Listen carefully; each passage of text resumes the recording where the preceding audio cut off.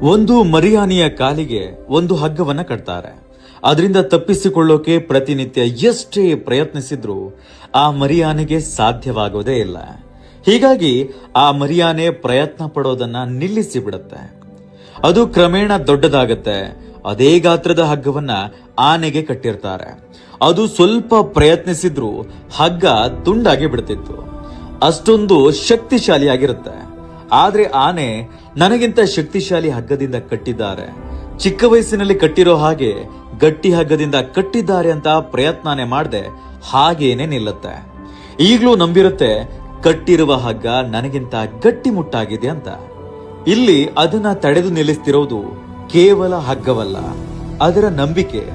ನನಗೆ ಇದರಿಂದ ತಪ್ಪಿಸಿಕೊಳ್ಳಲು ಸಾಧ್ಯವಾಗಲ್ಲ ಅಂತ.